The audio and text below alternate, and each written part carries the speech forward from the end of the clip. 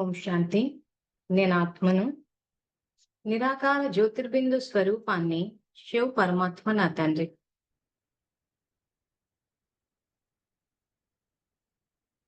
నేను ఆత్మను. శాంతి స్వరూపాన్ని శివ్ పరమాత్మ నా తండ్రి.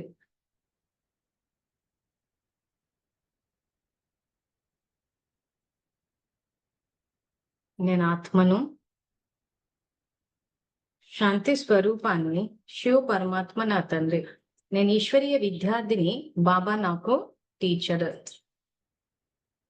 బాబా నాకు సద్గురువు. నేను మాస్టర్ సద్గురువును.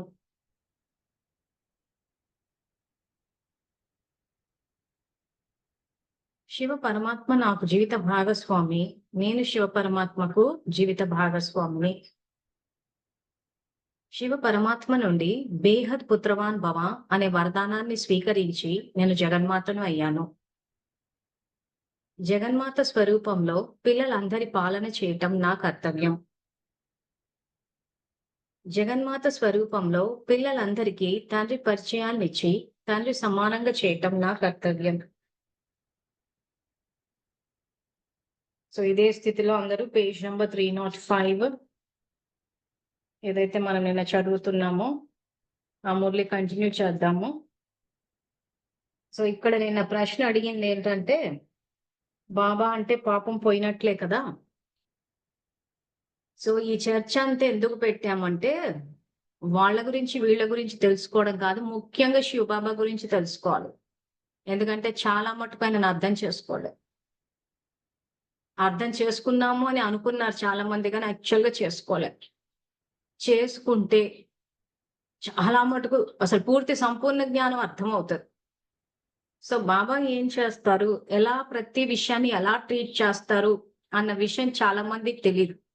దాన్ని తీసుకెళ్లి పుణ్యం ఖాతాలు వేస్తారా, వ్యర్థ ఖాతాలు వేస్తారా, లేకపోతే పాపం ఖాతాలు వేస్తారా అన్నది ఇక్కడ చేసేది శివబాబా. ఎందుకంటే చట్టం రాసింది ఆయనే. సో కాబట్టి ముఖ్యంగా ఆయన మీద అవగాహన కోసం ఇదంతా ఉంది. మళ్ళీ వాళ్ళ గురించి చెప్పింది వీళ్ళ గురించి చెప్పిందని డైవర్ట్ అయిపోకండి, సబ్జెక్ట్ అర్థం కాదు. ఎందుకంటే మన లక్ష్యం ఇక్కడ శివబాబాని ప్రత్యక్షం చేయడం కాబట్టి, మీరు సేవలకు వెళ్ళినప్పుడు మరి భగవంతుడు అవతరించాడు అని అన్నప్పుడు మరి ఎందుకు ఇక్కడ మార్పు కనిపించట్లేదు అన్న ప్రశ్న మిమ్మల్ని అడుగుతారు. సో ఇక్కడ భగవంతుని హైలైట్ చేయాలి. ఆయన కర్తవ్యం ఏంటో చెప్పాలి, కర్మ ఫిలాసఫీ చెప్పాలి. దానికోసం అని చెప్పేసి ఈ టాపిక్ అంతా నిన్న నడిచింది. సో కంటిన్యూ చేద్దాము. సో నిన్న సత్యనారాయణ మీరు ఏదో షేర్ చేస్తా అన్నారు, ఏదో ఎక్స్పీరియన్స్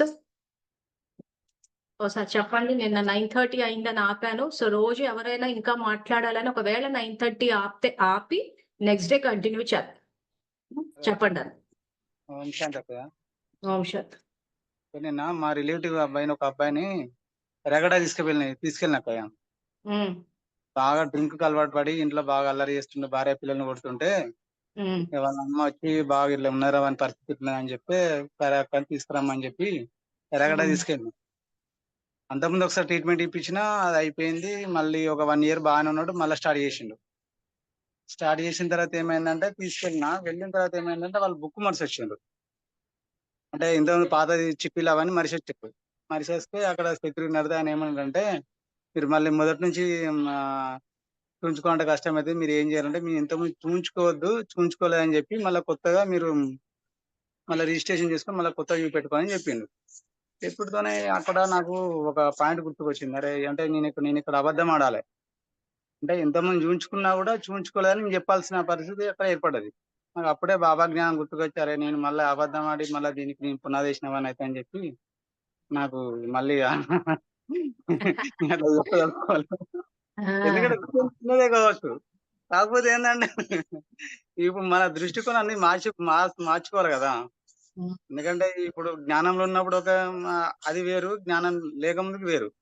జ్ఞానంలోకి వచ్చిందంటే ప్రతి పాయింట్ మైండ్ లో ఉండదు. చూసే చూపు, మాట్లాడే మాట, దృష్టికోణం అన్ని మార్చాల్సిందే. అందుకోసం వెంటనే ఇక నేను అట్లా చెప్పినట్టు సరే ఓకే అని చెప్పి మళ్ళీ అక్కడ పోయి మళ్ళీ కొత్త న్యూ రిజిస్ట్రేషన్ అంటే ఇట్లా బుక్ మర్చేసి అని చెప్తే, వాళ్ళు ఎప్పుడు చూపించుకున్నారు ఏందని అవన్నీ డీటెయిల్స్ రాసిమంటే రాసిచ్చిన తర్వాత మళ్ళీ వాళ్ళు పాత ఫైల్ తీసి మళ్ళీ కొత్తగా అపాయింట్మెంట్ ఇచ్చి మళ్ళీ చూపెట్టుకొని వచ్చేసినాం అన్నమాట. అంటే జ్ఞానం ఉన్నది కాబట్టి చిన్న చిన్న విషయాల్లో కూడా అటెన్షన్ పెట్టే ఆలోచన ఇప్పుడు వచ్చింది. ఇంతకుముందు అదంతా లేదు. ఎందుకంటే అప్పుడు ఇవన్నీ తెలవదు. ఏం చేస్తున్నాం ఏందన్నది అంత అవగాహన లేదు అప్పుడు.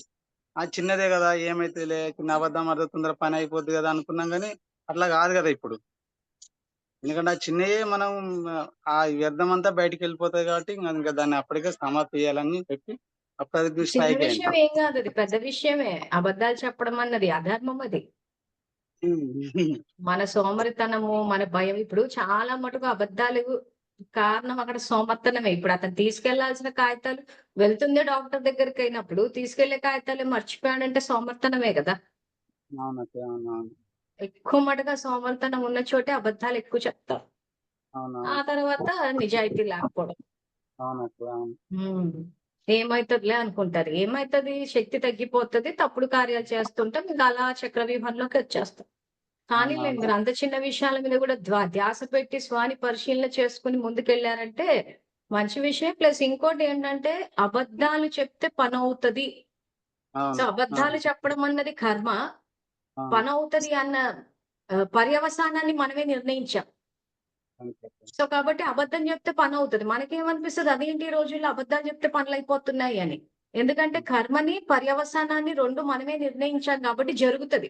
కానీ అవునక్క. భగవంతుని చట్టాల ప్రకారం రావాల్సిన పాపం గూడా వచ్చేస్తది.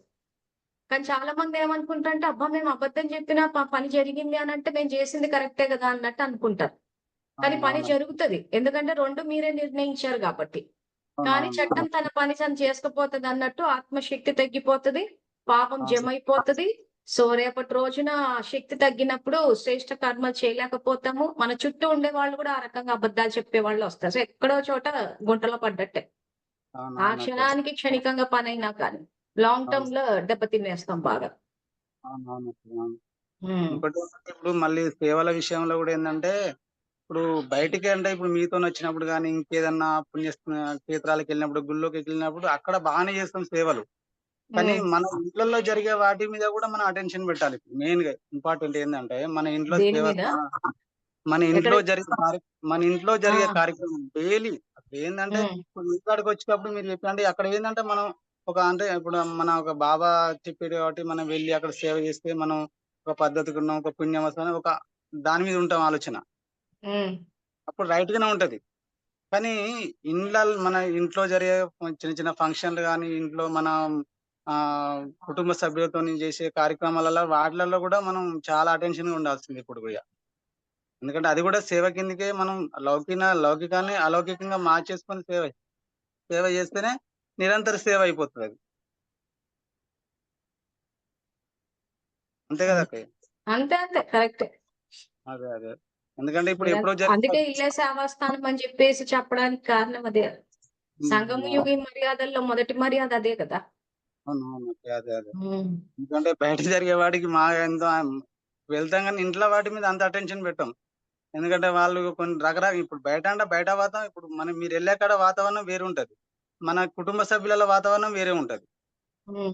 మీతోనొచ్చేటప్పుడు అందరూ సరిగానే ఉంటారు. కానీ ఇక్కడ కుటుంబ సభ్యులనే తేడాలొస్తుంటాయి. ఇళ్ళలో అసలు కొందరు యాక్చువల్‌గా సమస్య అంతా టఫ్ సమస్య అన్నది ఇంట్లోనే ఉంటది. అక్కడ అవునవును. నెగ్గాము అనంటే అందుకే పాతకాలంలో కూడా ఇంట గెలిచి రచ్చ గెలవాల అన్నారు. ఈ రోజు అవునవును. కూర్చొని అందరూ మనసా సేవ అని విశ్వానికి ఇస్తున్నాం సంకల్పాలు అంటారు. కానీ అవును. యాక్చువల్‌గా వీళ్ళ ప్రభావం ఇంటోళ్ళ మీదనే పడదు. అవునవునక్క. మరి ఇంటోళ్ళ మీద పడినప్పుడు విశ్వంలోని ఆత్మల మీద ఎట్లా పడతది? అవును. పడదక్క. పడదు. మరి అవును. ఓకే. ఇది ఆలోచించాం గానీ చాలా మందేంటంటే వెంటనే అరె! మరి ఇలా ఉంది అనంటే నేను సేవకి వెళ్తుంటే సపోజ్ ఇంట్లో వాళ్ళు ఆపారే అనుకో. అవును. యాక్చువల్‌గా ఈశ్వరీయ సేవాధారులు రుద్రజ్ఞాన యజ్ఞంలో అంటే కుటుంబ సభ్యులు అన్నప్పుడు ఆ సంకల్పం పని చెయ్యాలి. హ్మ్. కానీ ఆ చెయ్యనప్పుడు వీళ్ళేం జేస్తారంటే ఇన్ని కారణాలు వెతుకుతారు. అవును. సో, కారణాలు నివారణ అయితే గాని మీలో వ్యర్థం పోదు అంటాడాయన. సో, అది వీళ్ళు కారణాలు చెప్తున్నారన్న విషయం గూడా వీళ్ళకి తెలీట్లే.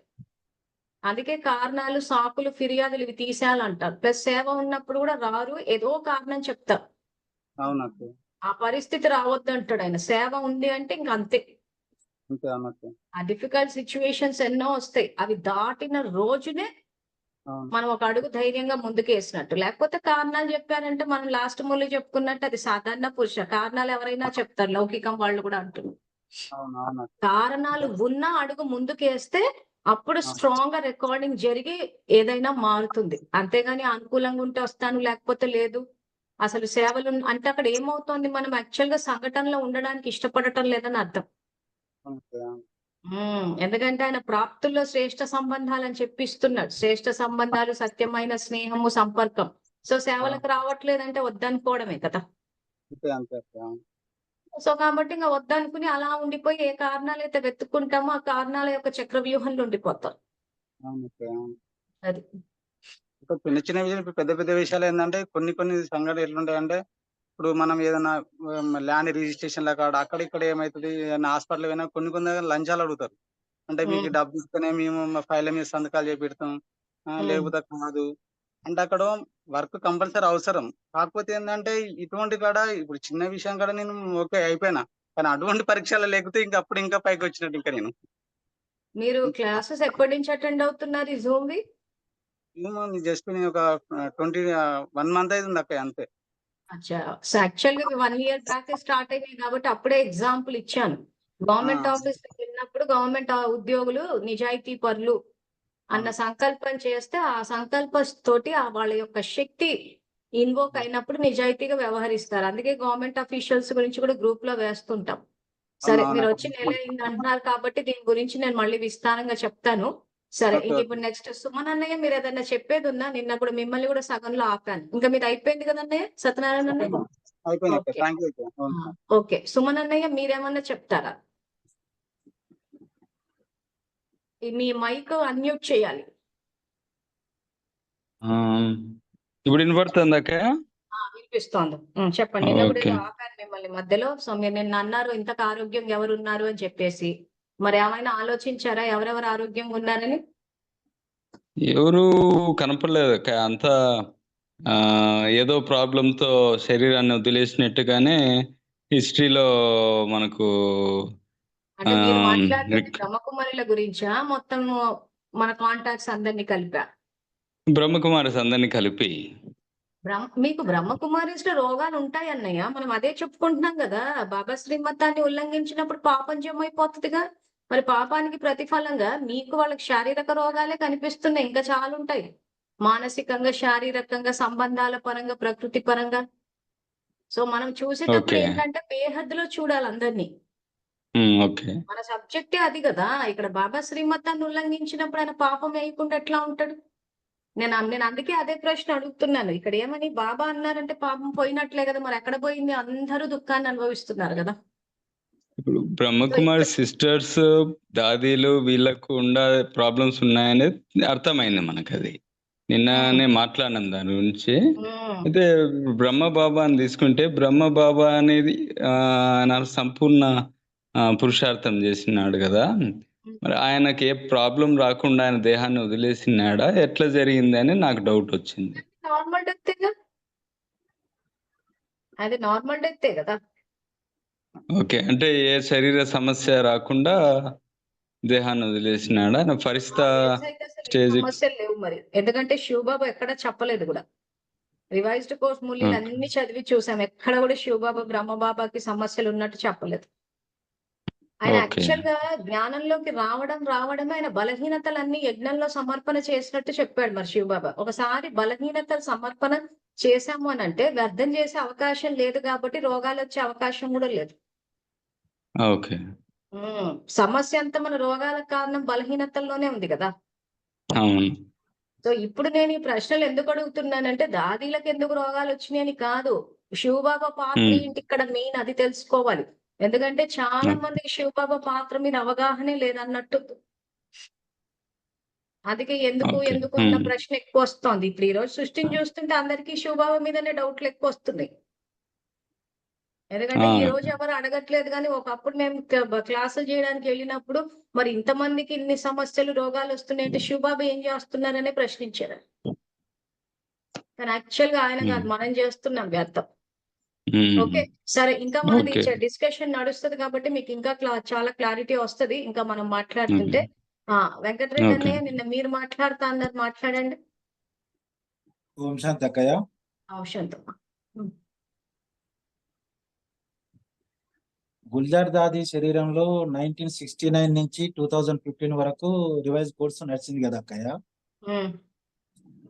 అయితే దాదాపు బాబా మామూలు వ్యక్తి తనంలో అయితే రారు. ఒక ఎంతో పుణ్యకాత ఉంటే గాని, ఇప్పుడు బ్రహ్మబాబా అంటే ఫస్ట్ నెంబర్ 1 కదా సృష్టిలో. ఆయన శరీరంలో వచ్చిండు. నెక్స్ట్ గుల్జార్ దాది శరీరంలో వచ్చిండు. అయితే తన నోటితోటే చెప్పిన జ్ఞానము దాదాపు 1000కి పైన రివైజ్డ్ కోర్సు మురళీలు ఉన్నాయి. ఆ మురళీలు ఎందుకు ఆపాల్సి వచ్చింది, ఆ జ్ఞానం బయట పడకుండా ఎందుకు ఆపాల్సి వచ్చింది అనేది నా డౌట్. ఇప్పుడు జానకి దాది గాని, ప్రకాష్ మణి దాది గాని వీళ్ళందరూ భగవంతుని యజ్ఞ సేవలో స్టార్టింగ్ లో వచ్చిన వాళ్ళైతే వాళ్ళకు ఒక సాక్షాత్కారం జరిగితేనే వచ్చింది. మనము సెంటర్కి వెళ్ళి దాదాపు ఇప్పుడు అందరం సెంటర్కి వెళ్ళి 7 days కోర్సు తీసుకొని జ్ఞానంలోకి వచ్చాం. వాళ్ళు సాక్షాత్కారాలు జరిగి వచ్చారు. మీరు మీ నిజ జీవితంలో కూడా శ్రీశైలం నడకదారిలో వెళ్ళినప్పుడు బాబా మీకు సహాయకారిగా వచ్చిండు. మీరు సాక్షాత్కారం జరిగింది. మీరు ఆయనపై పూర్తి నిశ్చయం వచ్చింది. మీరు ఏదన్నా ఇప్పుడు మిస్టేక్ చేయాలంటే సాహసించరు. ఎందుకంటే మీకు ఒక భగవంతుడే మీకు మీ దగ్గరగా చూసిరు, మీకు ఒక నిశ్చయం ఏర్పడింది. మరి వాళ్ళు 1050 మురళీలు దాచిపెడితే వాళ్ళకి ఏమొస్తుంది? దాదాపు కన్యలుగానే వచ్చిరు జ్ఞానంలోకి. వాళ్ళకు ఒక సంసారాలు లేవు, పిల్లలు లేరు, లేకపోతే ఇంకేదో లేదు. మరి వాళ్ళు దాచిపెడితే వాళ్ళకి వచ్చే లాభం ఏంది?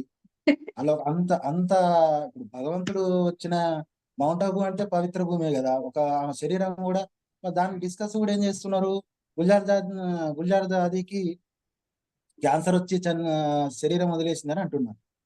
మరి అంత భగవంతుడు వచ్చిన శరీరానికి రోగం వచ్చిందంటే ఒక అది కూడా ఒక డౌట్ అక్కయ్య. మీరు ఎప్పటి నుంచి వింటున్నారు ఈ జూమ్ క్లాసులు? 3 months అవుతుంది అక్కయ్య. నేను భక్త ప్రహ్లాద సినిమా చూడమని చెప్పినప్పుడు ఉన్నారా మీరు? లేవక్కయ్య, ఆ సినిమా అయిపోయినాకనే వచ్చిన. అయితే ఒకసారి చూడండి, భక్త ప్రహ్లాద సినిమా చూడండి. సినిమా చూసిన ఇదివరకు. సో దానికి సంబంధించిన ఎక్స్ప్లెనేషన్ ఏదైతే వివరంగా ఇచ్చామో అది చూడండి. అయినా నేను ఆన్సర్ ఇస్తాను ఇప్పుడు. సో ఇక్కడ మురళిని ఎందుకు దాచారు చేశారు అని అంటే, ఇప్పుడు 1969 తర్వాత వీళ్ళ చేతుల్లోకి వచ్చింది. సో ఇక్కడ వీళ్ళకి ఏం కావాలి? ఆయనను ఓవర్టేక్ చేయడము. దానికి రీజన్ ఏంటి? అక్కడ అహంకారము, నిజాయితీ లేకపోవడం. ఈ రోజు శివబాబా జ్ఞానం చెప్తారే గాని మన బుద్ధిని కంట్రోల్ చేయడైనా. జ్ఞానము శక్తి రెండు ఇస్తారు. ఇచ్చిన తర్వాత మనము ఏం చేస్తే మన భాగ్యం తయారవుతుందా అని చెప్పేసి మనకు జ్ఞానాన్ని ఇస్తున్నారు. చెయ్యాల్సింది మనమే. సో ఆయన ప్రత్యేకించి కూర్చుని ప్రకాశ్మణి దాదిని ఎట్లా ప్రవర్తించాలని రిమోట్ పెట్టి కంట్రోల్ చేసినట్టు ఎవరిని కంట్రోల్ చెయ్యడదు. ఆయన చట్టాలకే విరుద్ధం అది. కానీ ఆయన చెప్పిన జ్ఞానం అర్థం కావాలంటే బుద్ధి అవసరం అక్కడ. సో కాబట్టి దివ్య బుద్ధి, దివ్య నేత్రం అని చెప్పి 2 గిఫ్ట్లు కూడా ఇస్తున్నారు. ఇచ్చిన తర్వాత ఏమైంది? వీళ్ళు నిజంగా చెప్పాలంటే ప్రాస్పర్ అయ్యారు. అయిన తర్వాత ఏమైంది? ఒక చోటి అహంకారం అన్నది వచ్చేస్తోంది. వచ్చేసినప్పుడు ఏమైపోయిందంటే ఆయనకు అగెయిన్స్ట్ గా వెళ్తున్నారు. మీకు అర్థమవుతోందా? అర్థమవుతుంది, చెప్పండి. భగవంతుణ్ణి ఓవర్టేక్ చేస్తున్నారు. అందుకే భక్త ప్రహ్లాద ఈ ప్రశ్న అందరూ అడుగుతున్నారని చెప్పేసి భక్త ప్రహ్లాద సినిమేసి మరీ చెప్పారు. ఆ కాలంలో అంటే భగవంతుని ఓవర్టేక్ చేద్దాం అనేది ఒక రాక్షసుల భక్తుడు భక్త ప్రహ్లాద సినిమాలో ఆ కాలంలో అట్లా ఉంది. కానీ ఇప్పుడు మన సాధారణ మానవులం కదా అక్కయ్య. ఇప్పుడు ఆ కాలంలో అనంటే మీకేంటి? భగవంతుని అవతరణ దశావతారాలు అవన్నీ జరిగాయి అనుకుంటున్నారా? రామాయణ మహాభారతాలు జరిగాయి అనుకుంటున్నారా? చెప్పండి. ఆ కాలంలో జరిగిందంటే మీకు ఏంటి? ప్రహ్లాదుడు నిజంగా పుట్టాడా ఏంటి? హిరణ్యకశిపుడు హిరణ్యాక్షుడు ఉన్నారా ఏంటి? పౌరాణిక గాథలు కదా అవన్నీ. మీరు జూమ్ క్లాసెస్ యూట్యూబ్ లో వీడియోస్ ఉన్నాయో రెగ్యులర్ గా చూస్తున్నారా లేదా? చూస్తున్నా. ఎందుకంటే విస్తారంగా జనాలు విసుక్కున్న సాగదీసి మరీ చెప్పా టాపిక్లు. ఎందుకంటే ఇదంతా సబ్జెక్ట్ ఎట్లుందంటే కొంత సమయాన్ని కేటాయించాల్సి వస్తుంది డెప్త్ లోకి వెళ్ళడానికి. రామాయణము, మహాభారతము, పౌరాణిక ఇవన్నీ ఏంటంటే పౌరాణిక గాథలు, భాగవతం ఇవన్నీ అంటే ఒక జ్ఞానాన్ని తెలియచేయడం కోసమని కథ రూపంలో తీసుకొచ్చారు అప్పటి ఋషులు. సో భక్త ప్రహ్లాద సినిమా అన్నది మీకు అందుకే చూసామా అని చెప్పేసి అడిగి, ఇక్కడ ఏమవుతుంది, ఈ బ్రహ్మ రాక్షసులని ఎవరైతే చెప్తున్నారో వాళ్ళు ఎవరంటే వీళ్ళే. ఉమ్. సో ఈ రోజు నారసింహ అవతారం ఎత్తి అని ఎవరిని కాపాడాడు? సత్యమైన భక్తుల్ని కాపాడుతున్నాడు. ఎవరు కాపాడుతున్నారు? శివబాబా, బ్రహ్మబాబా కాపాడుతున్నారు అన్న విషయాన్ని అక్కడ తీసుకెళ్లి పౌరాణిక గాథ కింద రాశారు. మాట్లాడని వాళ్ళు మైక్ ఆఫ్ చేసుకోవాలి.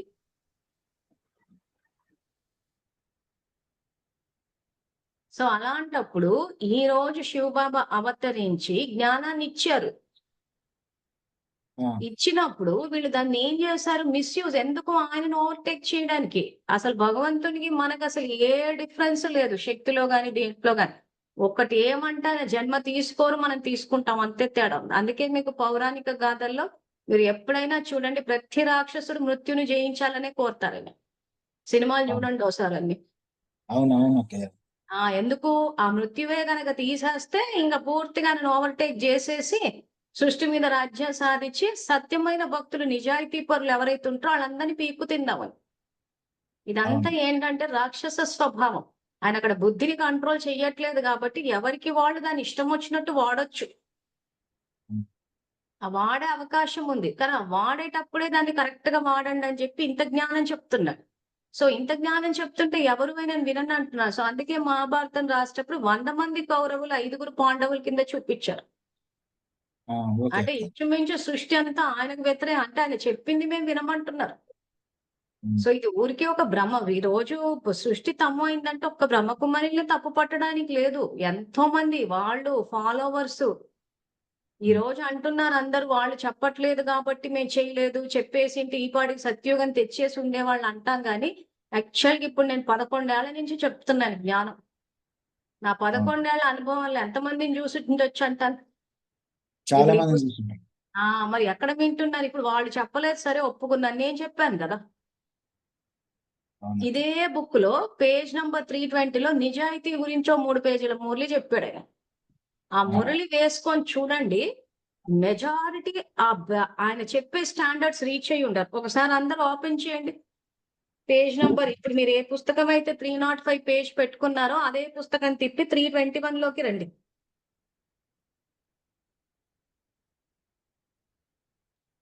321 పేజ్ లో సెకండ్ పారాగ్రాఫ్ కి రండి. నిజాయితీ ఆత్మ యొక్క మరో గుర్తు, వారు ఎప్పుడూ ఏ ఖజానాని వ్యర్థం చేయరు. కేవలం స్థూలధనం లేదా ఖజానా విషయమే కాదు, కానీ మీకు ఇంకా అనేక ఖజానాలు లభించాయి. నిజాయితీ ఆత్మ సంగమయుగి సమయం యొక్క ఖజానాను ఒక్క సెకండ్ కూడా వ్యర్థం చేయరు. చూసారా అందరు మీ కళ్ళతోటి? ఈ మురళి మనం నెక్స్ట్ చెప్పుకోబోదాము. సో ఎక్కడ నిజాయితీ ఉంది? సో ఈ రోజు బ్రహ్మకుమారిలే కాదు, చాలా మంది ఉల్లంఘిస్తున్నారు. ఎందుకు ఉల్లంఘిస్తున్నారు? అహంకారం పెరిగిపోయింది. ఆయన ఉమ్. చెప్తే మేమేంటి వినడము?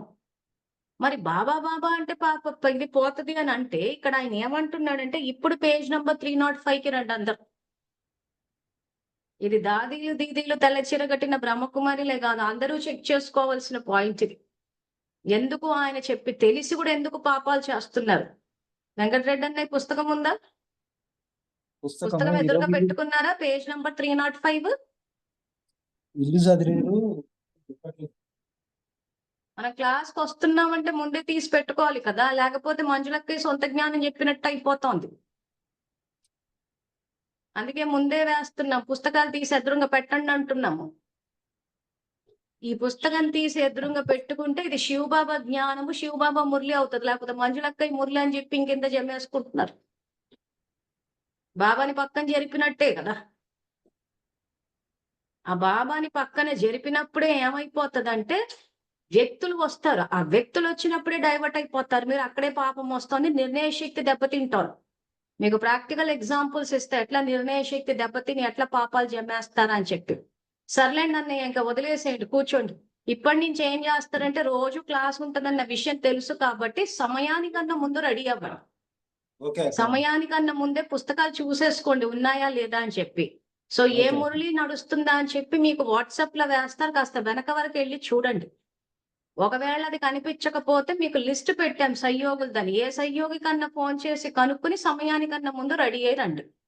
సో సమయం అన్న ఖజానాని ఈ రకంగా వృధా చేసుకుంటున్నాం అని అంటే ఇక్కడే అక్కడ ఆయన నుంచి డీవియేట్ అవుతున్నాం మనం. సో అందుకే ఇక్కడ ఆయన ఏమంటున్నారంటే ఎందుకు అందరు ఆ రకంగా అందుకే చెప్పాను దాదీలనే కాదు మెజారిటీ చేస్తున్న పని అది. సో ఇక్కడ ఏమవుతుంది, బాబా అన్నారంటే పాపం పోయినట్లే, బాబా అనకపోతే అది పాపం అవుతుంది. ఆ పాపానికి వశమైపోయి బుద్ధి పని చేయదు అంటున్నారు. సో ముక్కడ మనం ఇంకో పాయింట్ కొత్త తెలుసుకోవాల్సింది ఏంటంటే భగవంతుని పట్ల ఉండాల్సింది గౌరవం కూడా. నాకు బాబా అంటే ఇష్టము, బాబా అంటే ప్రేమ, I love Baba, I love you Baba అని చెప్పి ఏవైతే డైలాగులు చెప్తారో ఇదంతా సినిమాటిక్ ఫిల్మీ టైప్ అన్నమాట. ఆకర్షణ, ఎందుకంటే ఆయన ఎక్కడో హెల్ప్ చేస్తాడు, హెల్ప్ చేయగానే ఇంకా నాకు బాబా అంటే ఇష్టము. గౌరవం ఎక్కడుంది? మనం గౌరవం గురించి పూర్తిగా 25th January 79 ఒక పూర్తి మురళే తెలుసుకున్నాం. బాబా పట్ల గౌరవం, ఆయన పట్ల జ్ఞానం పట్ల గౌరవం, అన్నిటి పట్ల గౌరవం ఉండాలని చెప్పి. ఈ రోజు ఆయన చెప్పింది వినటం లేదంటే అక్షర గౌరవం లేదని అర్థం. సో ఆయన పట్ల గౌరవాన్ని తేవాలంటే ఎవరు తీసుకురావాలి? అది ఎవరికి వాళ్ళు నిర్ణయించుకోవాల్సిన విషయం. సో మనం ఈ రోజు బాబాకి గౌరవం ఇవ్వాలా వద్దా ఇది ఎవరు నిర్ణయించాలి? సో మనం నిర్ణయించుకోవాలి. సో ఎవరికి వాళ్ళు మేము ఆయన గౌరవం ఇవ్వం, ఆయన ఒకటి చెప్తే మేము ఒకటి చేస్తాం అని అంటే దానికి ఏం చేస్తారు చెప్పండి? సో ఇప్పుడు మీరు ప్రశ్న అడుగుతున్నారు దాదీలు ఎందుకు అలా చేశారని. దాదీలు సెంటర్ అక్కయ్యలనే కాదు, 10 ఏళ్ల నుంచి మేము చెప్పి ఎంతో మందికి పుస్తకాలు ఓపెన్ చేసి మరీ చెప్తున్నాం ఇది జ్ఞానం అని, చెప్పినా తప్పు చేస్తున్నారు కదా. మరి దీనికి మీరేమంటారు అవునండి. చెప్పండి? చెప్పినా తప్పు చేస్తుడంటే వాళ్ళు యజ్ఞ సేవలో ముందున్నోళ్ళు, సెంటర్ లో మౌంట్ ఆబు లో ఉన్నోళ్ళు, ఈ చిన్న చిన్నోళ్ళు అంటే ఇప్పుడు నేనున్నా అక్కయ్య పూర్తిగా నాకు జ్ఞానం తెలియదు, నేను మిస్టేక్ చేస్తా అంటే మీరు చెప్పింది క్లియర్ గా అర్థం కాకను నాకు జ్ఞానం పూర్తిగా తెలిసి చేస్తే అది వేరు, మేము చేస్తే వేరు. కానీ వాళ్ళు ఎందుకు చేయాల్సి వచ్చింది?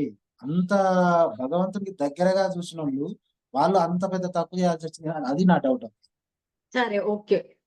సో ఇది యాక్చువల్లీ ఏంటంటే వీళ్ళలో నిజాయితీ లేకపోవడము, ఆ బుద్ధి ఉపయోగించకపోవడము. బాబాను ఒకటి ఇప్పుడు మీరు అన్నారు నేను కొత్తగా వచ్చాను, నాకు తెలియక నేను తప్పు చేస్తాను అంటున్నారు.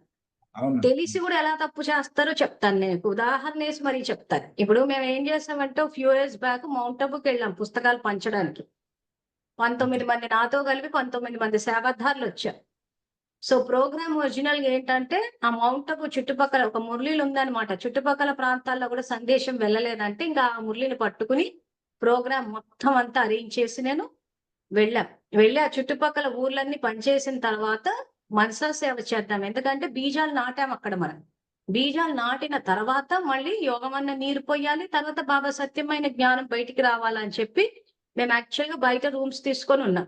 సో పాండవ్ భవన్ పైన ఉంది కదా, అక్కడికి వెళ్ళి వేద్దాం సంగతి. ఎలాగో వచ్చాం అక్కడ వరకు, బుక్స్ అయిపోయాక ఇది ప్లాన్.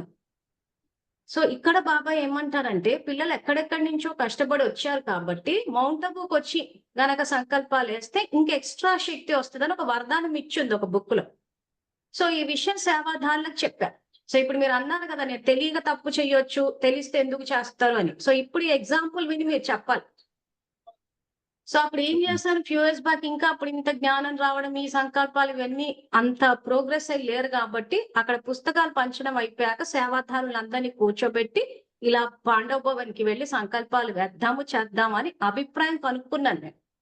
సరే అని ఒప్పుకున్నారు. ఒప్పుకున్న తర్వాత 2 రోజులు కూర్చోబెట్టి ట్రైనింగ్ ఇచ్చా. ఎందుకంటే అక్కడ పైకి వెళ్ళిన తర్వాత నాలోని శాంతి వ్యాపించింది, అది వ్యాపించింది, ఇది వ్యాపించింది అని గట్టిగా అనలేము, అక్కడ అంతా సైలెన్స్ ఉంటది కాబట్టి. సో కాబట్టి నేర్పించి 2 days ట్రైనింగ్ ఇచ్చి ఇలాగే కూర్చుని అందరినీ ఎదురుగా పెట్టుకుని 2 days ట్రైనింగ్ ఇచ్చి ఏ రోజైతే మేము వెళ్ళాలో పాండవ భవన్ కి 3 కార్లు బుక్ చేశాం.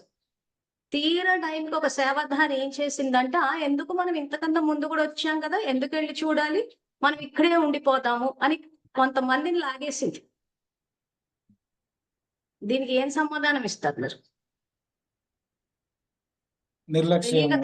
ఆ? సోమర్తనం ఇంతకుముందు చూసినా కదా, మళ్ళీ చూడాల్సిన అవసరం ఏముందన్న సోమర్తనం, అంటే లేకపోతే నేను 2 బాగా డేస్ కూర్చోబెట్టి చెప్పాను కదా, ఇది మౌంట్ అబు, దీనికి వరదానం ఇచ్చారు. సో నేనేమి అక్కడ నా వ్యక్తిగత పనుల కోసం వెళ్దామని లేదు. బాబా ఏమంటున్నారంటే మీలో ఐకమత్యం అన్నది ఉన్న రోజున విశ్వ పరివర్తన జరుగుతుంది అన్నారు. సో నేను అందరి అభిప్రాయం కనుక్కుని వాళ్ళు వస్తాను అన్న తర్వాతే నేర్పించా. సో ఉన్న 19 మందిలో ఒక సేవాధారి కొంతమందిని పక్కన చేరిపోయిందంటే ఆల్రెడీ ఒక గ్రూప్ తయారైపోయింది అక్కడ. మరి ఇప్పుడు వాళ్ళు చెప్పలేదు కాబట్టి చేయలేదు. ఎందుకనంటే ఎవరికి వాళ్ళు వాళ్ళ బుద్ధిని ఉపయోగించాలి. ఇక్కడ బాబా కంట్రోల్ చేయడు. ఓకే. దాదీల బుద్ధి అయినా ఆయన కంట్రోల్ చేయడు. ఇప్పుడు నా వెంట వచ్చిన సేవాదారుల బుద్ధినైనా ఆయన కంట్రోల్ చేయడు. చెప్తాడు అంతే. చేస్తే పుణ్యం ఇస్తాడు, చెయ్యకపోతే వాళ్ళ స్థితికి తగ్గట్టు వ్యర్థమా పాపమా వేసి పడేస్తాడు. ప్లస్ ముఖ్యంగా ఇది ఏదైతే మేము పెట్టానో అక్కడి నుంచి వెళ్ళి బాగా సత్యమైన జ్ఞానం వ్యాపించింది, శాంతి వ్యాపించింది అంటే అక్కడ రుద్రజ్ఞాని యజ్ఞాన్ని రచించింది ఆయన మౌంట్ అబులో. ఉమ్. పెట్టినప్పుడు అక్కడి నుంచి వేస్తే నేను ఎక్స్ట్రా శక్తి ఇస్తున్నాడు పిల్లల ఎంకరేజ్ చేయాలన్నట్టు. అంతకు మించి నేనేమనలేదు. ప్లస్ నేను అభిప్రాయం కనుక్కునే చేశాను. నేను చెప్పాను కాబట్టి మీరు వచ్చారు. అయినా కానీ ఒక సేవాదారి ఏం చేసింది, గ్రూప్ ఫామ్ అయిపోయి ఏమంటే ఆ సేవాదారి వద్దంటుంది కాబట్టి మేము రాము అని చెప్పేసి. సో అప్పుడు నేనేం చేశాను, సరే ఆల్రెడీ 3 కార్లు బుక్ చేశాం కదా, రాని వాళ్ళని అందరికి ఏం చెప్పానంటే సరే మీరు వస్తే రండి లేకపోతే లేదని చెప్పి ఆ కార్ అక్కడే పెట్టేశాను. ఎందుకంటే రేపటి రోజున మంజులక్క ఇలా మాట్లాడింది అలా మాట్లాడిందని అసలు విషయం సప్రెస్ చేస్తారు. నేను ఏదైతే 2 డేస్ ట్రైనింగ్ ఇచ్చానో, వెళదాము రుద్రజ్ఞాన యజ్ఞము శివబాబా అని చెప్పి ఇదంతా నాలెడ్జ్ ని సప్రెస్ చేసేసి మంజులక్కయ్య మమ్మల్ని తీసుకెళ్ళలేదన్న విషయం బయటికి తీసుకొచ్చేస్తారు. అందుకని ఏం చేశానంటే కార్ అక్కడ పెట్టి డ్రైవర్ చెప్పేశాను, 2 o'clock వరకు బుక్ చేశాం కాబట్టి నీ డబ్బులు నీకు ఇచ్చేస్తాను, నువ్వు ఇక్కడే ఉండు, వస్తే తీసుకురా లేకపోతే లేదు అని చెప్పేసి మిగిలిన 2 కార్లు తీసుకుని వెళ్ళిపోయాయి. కాసేపు అయ్యాక ఈ కార్ ఏదైతే ఈ సేవాదారులు ఒక గ్రూప్ అయిపోయారు, గ్రూపిజం వచ్చేసిందో వీళ్ళు ఆ కార్ ఎక్కి వచ్చారు. సరే వచ్చారులే అనుకున్నాం. సరే అని తిరిగి తీరా మేము పైకి వెళ్లే టైంకి ఈ గ్రూప్ ఏదైతే ఫామ్ అయిందో కార్ ని డైవర్ట్ చేసుకుని తీసుకెళ్లిపోయారు ఎవరో బంధువుల్ని కలవాలని చెప్పి. అంటే మరి నేను 2 రోజులు కూర్చుని ఈ నా వెంట వచ్చిన వాళ్ళంతా అక్క నీ వీడియోలు వినే వచ్చాము అంటున్నారు. అసలు ఆ యూట్యూబ్ ద్వారానే పరిచయం అయ్యారు. మరి యూట్యూబ్ ద్వారా జ్ఞానం విని నేనే పర్సనల్ గా ప్రోగ్రామ్ ని ఆర్గనైజ్ చేసి వ్యక్తిగతంగా వాళ్ళ సాంగత్యంలో కూర్చుని, ఇంకా ఇట్లా యూట్యూబ్లు ఫోన్లు కూడా కాదు, ఐ వాజ్ పర్సనలీ ప్రెసెంట్.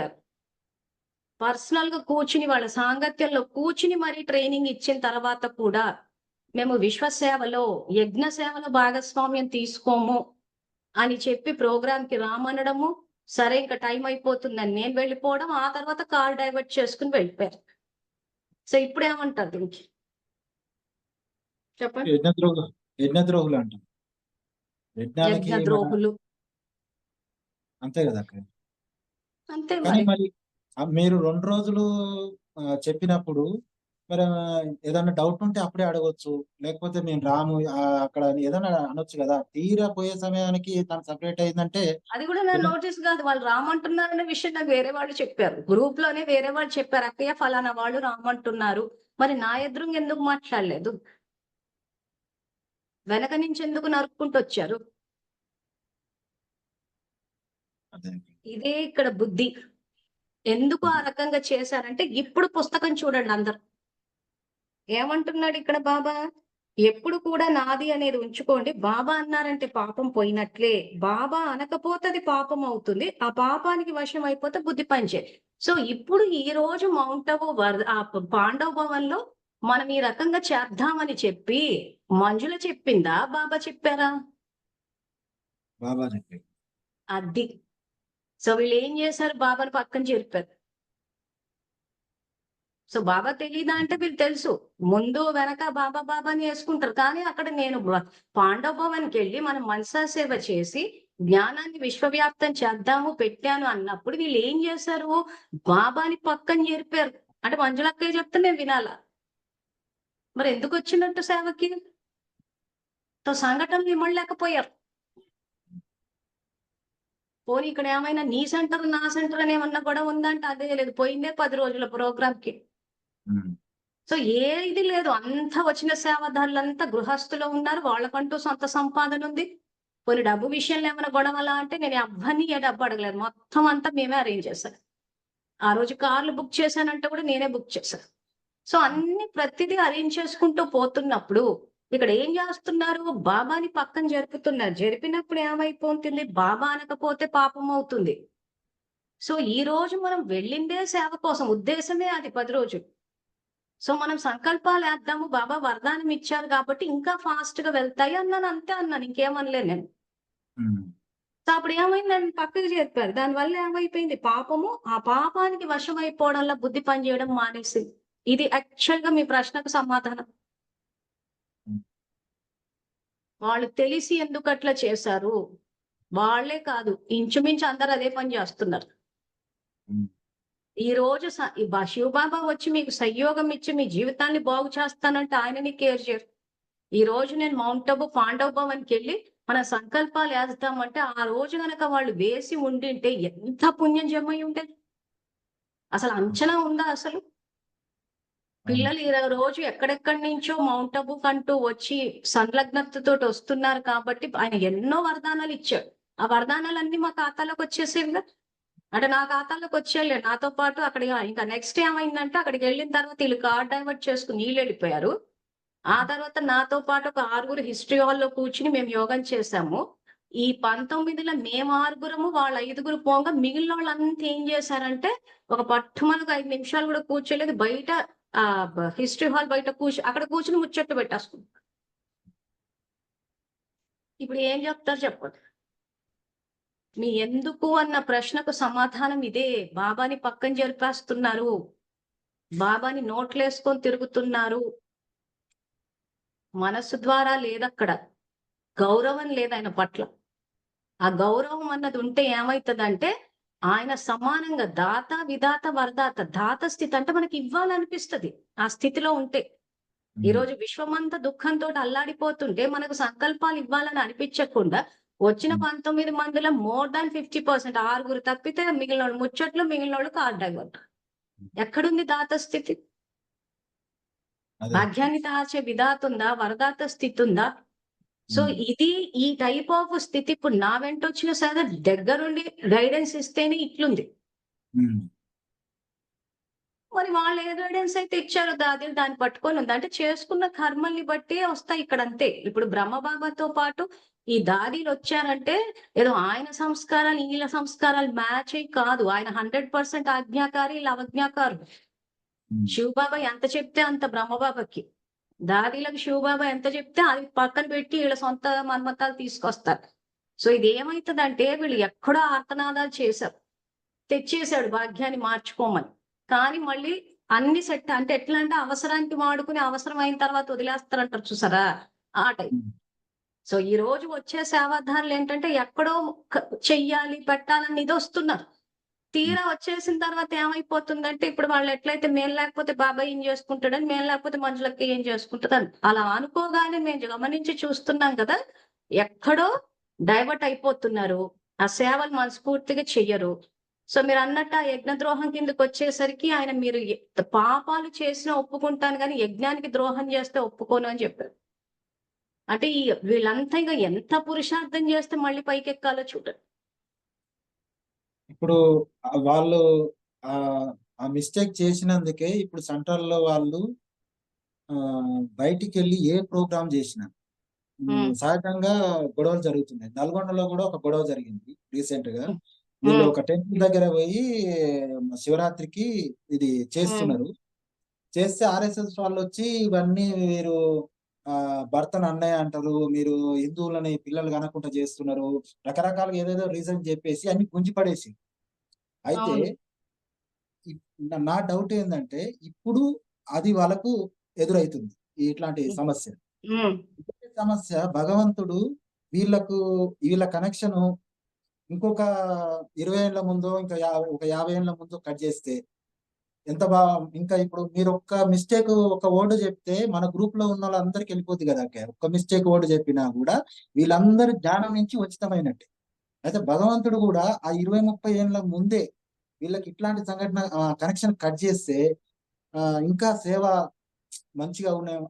మంచిగా ఉంది కదా. కట్ చేయడం అంటే వాళ్ళకు ఇప్పుడు ఇట్లాంటి సంఘటనలు ఇప్పుడు ఎదురు కావాలి కదా అక్కయ్య. ఇప్పుడు ఎదురయ్యారు, వాళ్ళు భయపడుతున్నారు. సెంటర్ అక్కయ్య ఇప్పుడు స్వయంగా నన్ను ఎందుకు పిలిచి ఎదురైందంటే ఇప్పుడు పాపం పండింది వాళ్ళది. మీకు ఉమ్, 5,000 సంవత్సరాల్లో మొత్తం అన్ని సంవత్సరాలు నిజాయితీ పరులకి కేటాయించాడు ఆయన. ఉమ్, సో వీళ్ళ టెన్యూర్ ఎప్పుడొచ్చింది? 69 కదా. అంటే మీరు 5,000 సంవత్సరాలు లెక్కేసుకుంటే 5,000 సంవత్సరాల్లో ఆల్మోస్ట్ ఎండింగ్ లో వచ్చారు వీళ్ళు. అది కూడా ఎప్పుడు ఉమ్, వచ్చారు? తమో ప్రజలు తమో ప్రకృతి. వీళ్ళేమి సత్యత అయితే ఎక్కడ కూడా వీళ్ళు ఎక్కడ రాజకుటుంబాలు కాదు కదా. వీళ్ళంతా దాసదాసీలు కదా ఈ యజ్ఞద్రోహులంతా. అదే. సో వీళ్ళు చేసిన తప్పుకి ఆయన మొత్తం కల్పమంతా ప్రాప్తులు తీసి పడేశాడు.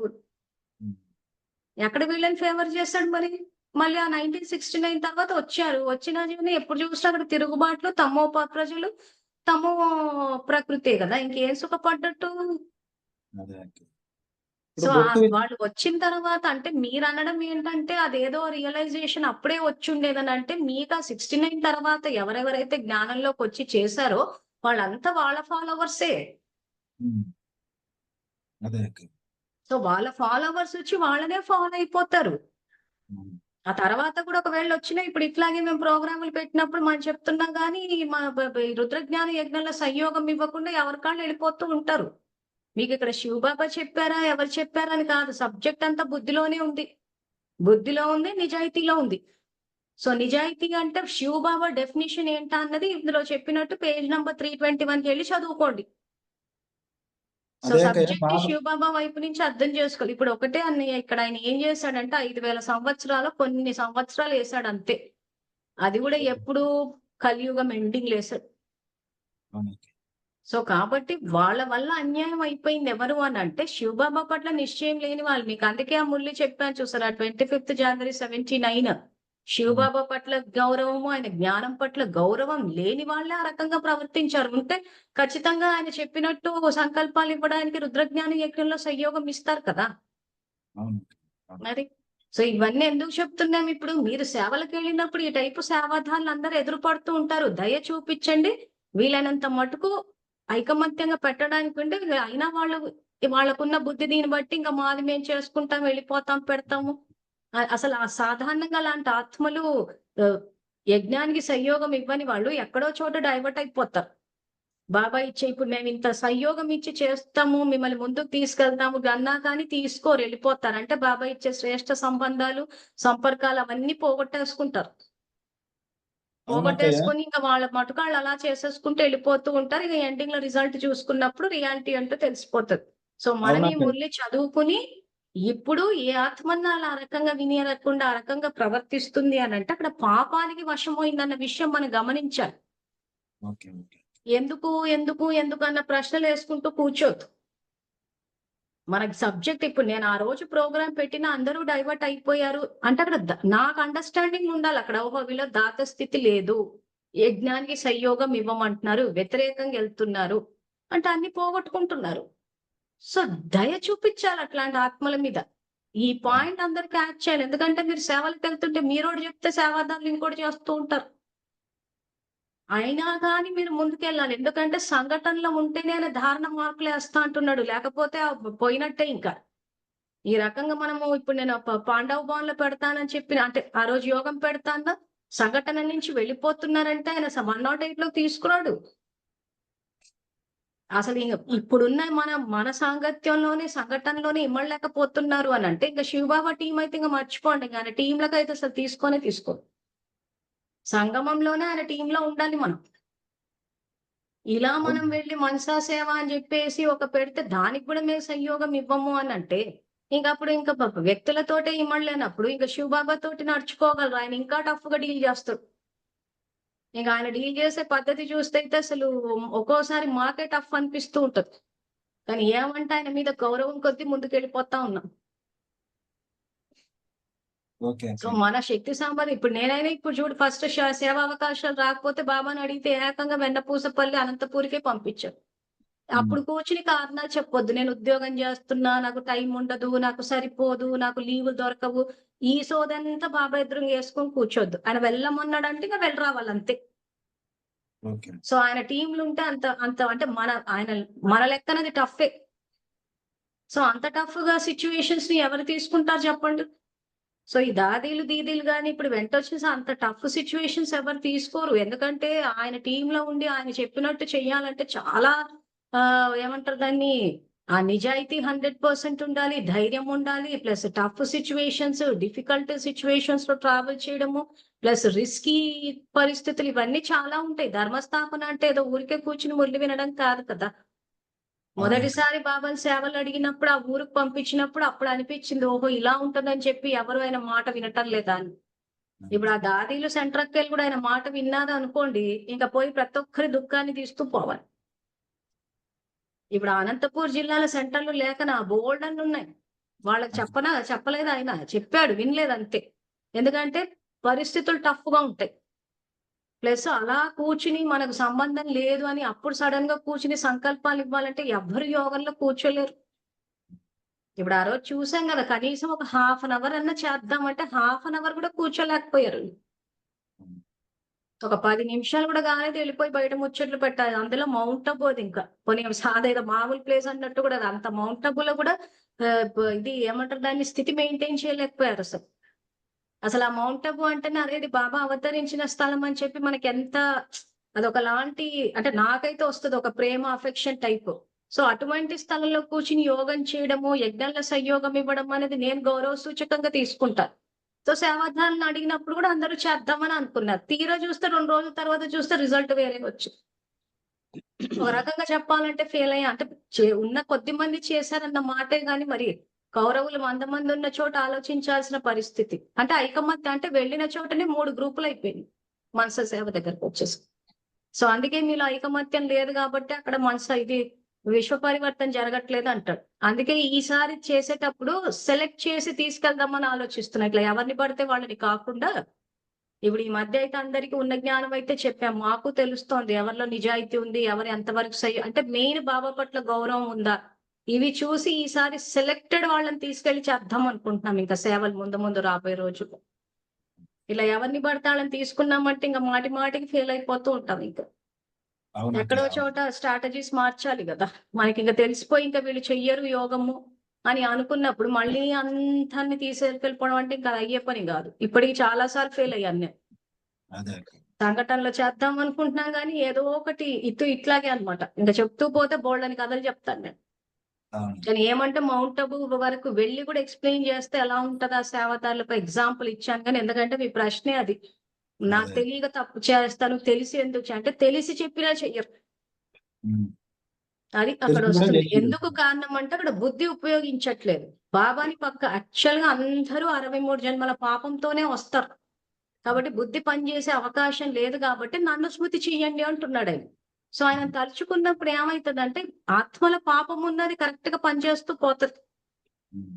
ఆ పని చేస్తూ పోయినప్పుడు ఏమైందంటే కరెక్ట్ నిర్ణయం తీసుకుని అదే రుద్రజ్ఞానం యజ్ఞం ఇది మనం అందరం కలిసి ఒక జస్ట్ హాఫ్ అన్ అవరే అన్నాను నేను, ఇంకా గంట కూడా కాదు. ఒక హాఫ్ అన్ అవర్ చేసినప్పుడు ఏమైతుంది, బోల్డ్ అంత పదం వస్తుంది. అంతసేపు కూడా ఉండలేకపోతుంది అది. సో సబ్జెక్ట్ అంతా బుద్ధిలోనే ఉంది. సో ఆత్మల పాపభారం ఉన్నా గాని బాబా అని గనక అనుకుంటే మీకేమైతుందంటే అక్కడ బుద్ధి పనిచేయడం మొదలు పెడుతుంది. ఆయన అదే చెప్తున్నాడు, బాబా అన్నారంటే పాపం పోయినట్లే, అది అనకపోతే పాపం ఆ పాపానికి వశమై బుద్ధి పని చేయదు. అండర్లైన్ చేసేసుకోండి తర్వాత పుస్తకాలు. సో అప్పుడు ఏమైతుంది, వారికి ఎంత చెప్పినా కానీ ఇది నిజమని అనరు. ఈ రోజు భగవంతుని అవతరణ, ఆయన రుద్రజ్ఞాన యజ్ఞంలో మన సంయోగం ఇవ్వడం అన్నదే ఇక్కడ నిజము. కానీ ఆయన పక్కన జరపడం వల్ల మంజులక్క ఏదో పెట్టింది, ఆమె చెప్తే మనమేం తినేది అన్నట్టు ఆమె ఇంకా ఆ తర్వాత అసలు స్థిరంగా ఉంటుంది. ఇంకా అంతే, ఇంకా అక్కడ ఇక్కడ అసలు ఆగిపోవడం అన్నది జరిగిపోతా ఉంటుంది. అసలు సంఘటన అన్నదే ఇక్కడ మెయిన్ ఆయన పెట్టిన సబ్జెక్ట్. మన సొంతగా మనం సింగిల్ మ్యాన్ ఆర్మీకి వెళ్ళిపోతామని అంటే ఆయన 108 లోకి తీసుకురాడు. చేసుకోవచ్చు సింగిల్ గా కూడా, తప్పేం లేదు. కానీ ధారణ అన్న పాయింట్ లో తీసేస్తాడు మార్కులు, సంఘటనలోకి రాలేదని చెప్పేసి ఆ ర్యాంకింగ్ లో తీసేస్తాడు అంతే.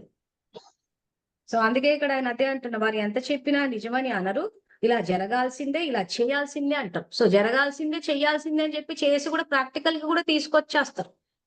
కనీసం ఆ కొద్దిసేపటికి కూడా అసలు పోయేదే సేవకు 10 రోజులు, ఆ 10 రోజులు కూడా అడ్జస్ట్ కామట్టు. బాబాకి కూడా దయ వస్తుంది. ఎందుకంటే ఆ సమయంలో పాపానికి వశం అవుతున్నారు. బాబాని మర్చిపోతున్నారు. అందువలన పాపం వచ్చేస్తుంది. పాపానికి వశమై ఏదైతే మాట్లాడతారో, చేస్తారో అది ఏం చేస్తున్నారో స్వయానికి కూడా తెలియదు. ఎందుకంటే పరమశం అవుతారు కనుక సదా జ్ఞానం యొక్క తెలివిలో ఉండండి. పాపం యొక్క ఆవేశంలోకి రండి. సో అప్పుడు ఇక్కడ ఏమవుతుంది? వీళ్ళు ఫస్ట్ ఆఫ్ ఆల్ ఆ మురళియే ఉల్లంఘించి కూర్చున్నారు. ఈ దాదిల విషయానికొస్తే. సో అప్పుడు రోజు పొద్దున్న లేవడము, పాటలేసుకొని కూర్చుని ఒక ఉల్లంఘన, ఆ తర్వాత ఈళ్ళ సొంత మన్మతాలు పెట్టేసి ఈళ్ళ పురుషార్థము, విశ్వంలో ఉన్న అందరి పురుషార్థాలు దెబ్బ కొట్టేస్తే ఎంత పాపం జమ అవ్వాలి వీళ్ళకి? ఎందుకు చాలా చేస్తున్నారు?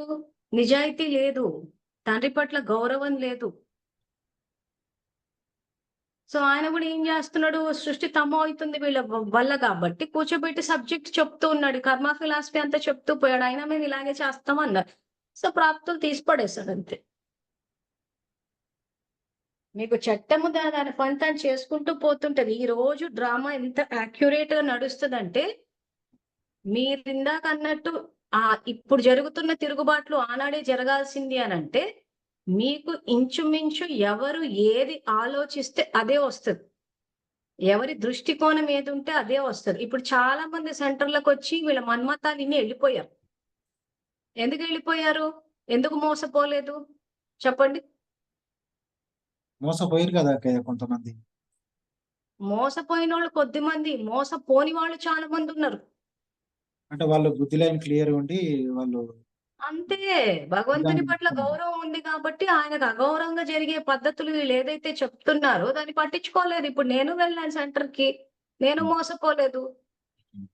ఎందుకంటే వీళ్ళు చెప్పేది చూస్తుంటే ఎక్కడో తేడా వచ్చినట్టు అనిపిస్తుంది. బాబాని అడిగితే ఇంకొక ఆన్సర్ ఇస్తున్నాడు. ఆయన మాటలనే మాకు నమ్మకం ఎక్కువ ఉంది కాబట్టి బ్రహ్మకుమారిని మోసం చేయలేకపోయారు మమ్మల్ని. అసలు వాళ్ళు కరెక్ట్ గా చెప్పాలంటే కొద్ది మందినే మోసం చేశారు. చాలా మంది వీళ్ళ మన్మతాలిని సెంటర్లో వదిలేసి వెళ్ళిపోయారు. కొంతమంది ఏంటంటే వినే బుద్ధి పని చేసి వెళ్ళిపోయారు. ఎందుకంటే ఆయన పట్ల అందరినీ అసలు నేను కర్నూలులో వెళ్ళినప్పుడు ఒక నిద్రలు పోతూ ఉంటే అప్పుడే వచ్చారు వాళ్ళు. కి 2 క్లాసులు కూడా అటెండ్ అయ్యారు లేదో వెళ్ళిపోయారు. ఎందుకంటే ఇంత పరమాత్మ దీంట్లో నిద్రలు పోతున్నారు అని అంటే, అమ్మో మాకు భయం వేస్తుంది, పాపం వస్తుంది అని చెప్పేసి ఆ 2 రోజులకే వెళ్ళిపోయారు. అంటే వాళ్ళకి అక్కడ వస్తే ఏదో పాపం వస్తుంది అన్న ఫీలింగ్ వచ్చేసింది. క్లారిటీ వాళ్ళకి లేదు, కానీ మనసు తట్టింది వాళ్ళకి. అమ్మో ఇదో పాపం వచ్చేస్తుంది.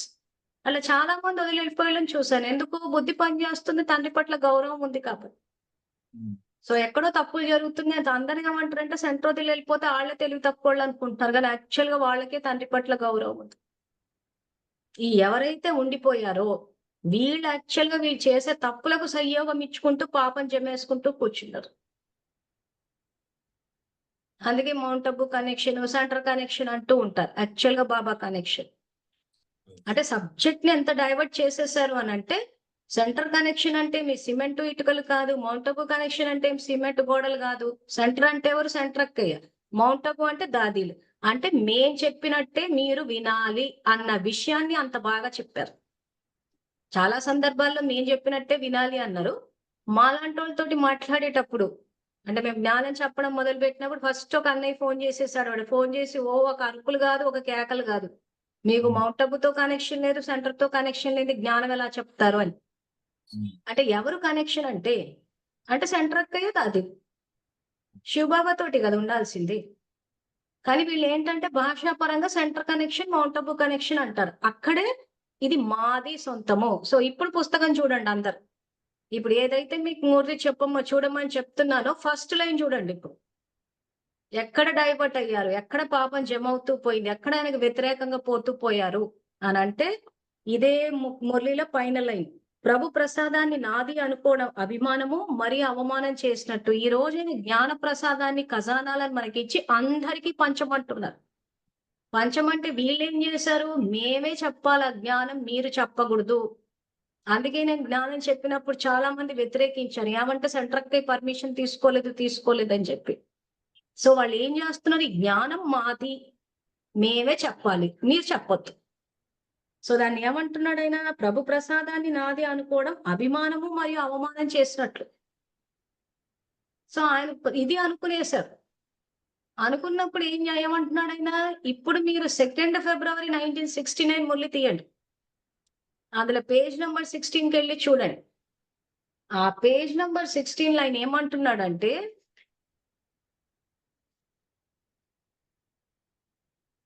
పేజ్ నంబర్ 16 లో ఆ ఫస్ట్ పారాగ్రాఫ్ లో 6th లైన్, ఇలా నేను అనే భావం రావటం అంటే దీనినే జ్ఞాన అభిమానం, బుద్ధి అభిమానం, సేవ యొక్క అభిమానం అంటారు అంట. అంటే ఇక నాది అన్న ఫీలింగ్ వచ్చింది. అందుకే మీకు చాలా మటుకు వీళ్ళు స్లైడ్లు ప్రిపేర్ చేసిన ఏం చేస్తారంటే వాక్యాలు రాసేస్తారు, కింద బ్రహ్మకుమారిస్ అని వేసేస్తారు. సో ఇంకా వీళ్ళు బ్రహ్మకుమారిలు వాళ్ళ ఫాలోవర్స్ అంతా కలిపి వాట్సాప్ స్టేటస్ లో అన్నిట్లో ఫార్వర్డ్ చేసుకుంటూ కూర్చుంటే అది బ్రహ్మకుమారుల జ్ఞానం కింద వెళ్ళిపోయింది. అంటే ప్రభు ప్రసాదాన్ని నాది అనుకున్నారు.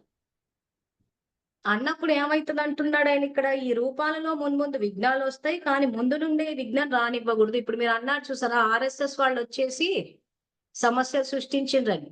ఎందుకు సృష్టించారు? ఎవరికి సృష్టించారు? బ్రహ్మకుమారులకు సృష్టించారు. ఎందుకు సృష్టించారు? ఈ రకంగా జ్ఞానాభిమానం, బుద్ధి అభిమానం, సేవ యొక్క అభిమానం. అంటే అన్ని మేం చేస్తున్నాం అని చెప్పేసి అనేసరికి ఈ రూపాలలో మున్ముందు విఘ్నాలు వస్తాయి కానీ ముందు నుండే విఘ్నం రానివ్వకూడదు.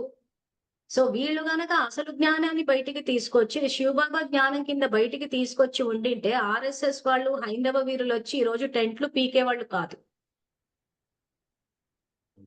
సో మీ ప్రశ్న మీరు ఇందాకన్న మాట ఏదైతే ఉందో, ఒక 20 ఏళ్ల క్రితమే ఇవన్నీ చేసింటే బాగుండేదంటే 69లోనే చెప్పాడు ఈ రకంగా చేయకండి విఘ్నాలు వస్తాయని. అర్థమవుతుందా? మీరన్న మాటలకి నేను ఇక్కడ జవాబు ఇస్తున్నాను.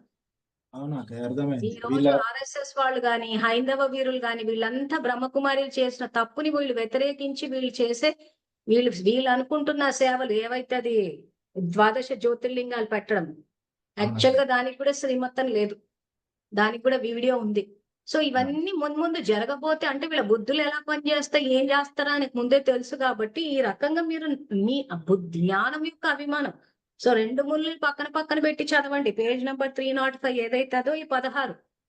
సో ప్రభు ప్రసాదాన్ని వీళ్ళని అనుకునేశారు. బుద్ధి యొక్క అభిమానం, జ్ఞానం యొక్క అభిమానం, ఈ అభిమానాలు వచ్చేసరికి నేను కాబట్టి సేవ చేశాను, సేవ యొక్క అభిమానం లేకపోతే శివబాబు ఏం చేసుకుంటాడు? ఆయన మాత్రం ఏం చేస్తాడన్న అహంకారం వచ్చేసింది. ఆయన కన్నా 4 స్టెప్పులు ఎక్కువ అన్నారు. అప్పుడు ఏమంటే 69లోనే చెప్పాడు ఏమని, ముందు మీకు విఘ్నాలు వస్తే అవి విఘ్నం రానివ్వకూడదు అంటున్నాడు. అంటే ఏం చేయాలి? ఈ రోజు అది శివబాబా జ్ఞానం కింద బయటికి తీసుకొచ్చేసింది. ఇన్ని సమస్యలు బ్రహ్మకుమారులకు వచ్చి ఉండేవే కాదు. సో దీని కొరకు సదా నేను నిమిత్తుండనే మాట స్మృతిలో ఉంచుకోవాలి. నిమిత్తంగా అవ్వటం ద్వారానే నిరాకారి, నిరహంకారి మరియు నమ్రచిత్ నిస్సంకల్ప స్థితిలో ఉండగలరు. ఒకవేళ నేను చేశానన్న భావన వస్తే ఏమవుతుందో తెలుసా? ఎలా అయితే నిమిత్తంగా భావించడం ద్వారా నిరాకారి, నిరహంకారి, నిస్సంకల్ప స్థితులు వస్తాయో అలాగే నేను అనే భావన రావటం ద్వారా అహంకారం, వాడిపోవడం, నిరాశ వస్తాయి. వాటి ఫలితం ఎలా ఉంటుంది? అంతిమంగా ఫలితం ఏమిటంటే నడుస్తూ జీవిస్తూ చనిపోతారు. అందువలన నేను నిమిత్తం అనే ముఖ్య శిక్షణ వెంట ఉంచుకోవాలి. నిమిత్తం అవటం ద్వారా ఏ అహంకారం ఉత్పన్నం అవ్వదు. సో ఇక్కడ నిమిత్తం అవ్వకపోవడం వల్ల ఏమైపోయింది? అహంకారం వచ్చేసి, ఆ అహంకారం వచ్చినప్పుడు ఒకవేళ నేననే భావన వస్తే మతభేదం యొక్క చక్రంలోకి వచ్చేస్తారు. అందువలన ఈ అనేక రకాల వ్యర్థ చక్రాల నుండి రక్షించుకోవడానికి స్వదర్శన చక్రాన్ని స్మృతిలో ఉంచుకోండి. అంటే ఆయన శ్రీమతం నుంచి విభేదించారు వీళ్ళంతా. ఎందుకు విభేదించారు? ఆయనని పక్కన జరిపేశారు. భస్మాసురుడు వరదానం పొందినాక ఎవరి నెత్తిన పెట్టినా వాళ్ళు భస్మం కావాలని వరదానం పొందినాక ఆయన వరం ఎవరైతే ఇచ్చారో ఆయన మీదనే చేయబెడతాని తిరుగుతారు. సేమ్ అదే సంగతి. అంతే మరి, ఎవరు చేసుకున్న గోతిలో వాళ్ళే పడతారు. అసలు ఏం తప్పు చేస్తున్నామన్న విషయం కూడా తెలియట్లేదు. అందుకని అది ఎట్లా తెలుస్తుంది? ఎవరో ఒకరు చెప్పాలి. సో అందుకే ఏం చేశాడు, 69 నుంచి ఇంకా చెప్తూ పోయాడు. స్టేజ్ మీద పెట్టి వీళ్ళందరినీ ఫస్ట్ రోలోనే కూర్చోబెట్టి చెప్పారు, మేము మారమన్నారు. సో అప్పుడు ఏమన్నాడు?